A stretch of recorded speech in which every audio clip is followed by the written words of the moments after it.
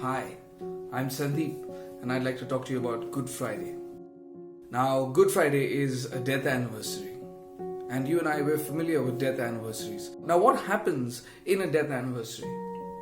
See, if you look at it honestly, what happens is that we celebrate the life they lived. We celebrate the things they spoke and the ways in which they touched our lives, and we talk about the memories that we have created with them. In a sense, we're not celebrating the fact that they died. We're celebrating the fact that they lived. And that's where Good Friday as a death anniversary is so much different from every other death anniversary.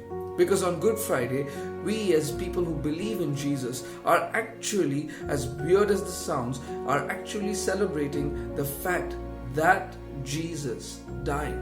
We're not celebrating his life and what he spoke about and what he talked and did. No, we are celebrating that he died. Now you might wonder why. And the truth is that it is in his death that we are free. Ephesians tells us in Ephesians chapter 2 and verse 1 that we were lost in our sin. We were lost in our own sinfulness, helpless in it. Colossians tells us in chapter 1 and verse 21 that we were enemies of God in our mind, which means the way we thought and the way God thinks were opposite. We were enemies. We were not with him. We were opposed to him in the very way we thought. And so we were in that helpless state.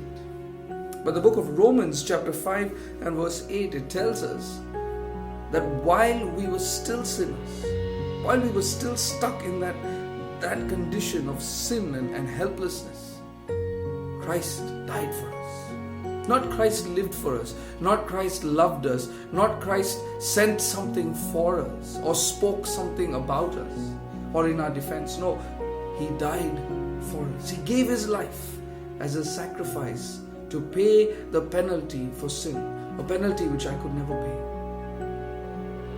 Which is why his death is so meaningful. Which is why on Good Friday we are not celebrating the fact that he lived and what he taught.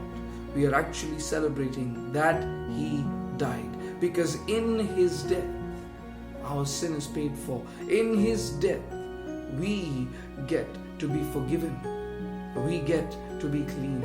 It is because he paid the price on our behalf. And when you understand that, and you realize what we are celebrating on Good Friday, it changes radically what you see in the cross. The cross becomes a place of forgiveness. And my prayer for you is that you will experience that on this Good Friday, so that it will truly be a Good Friday. God bless you.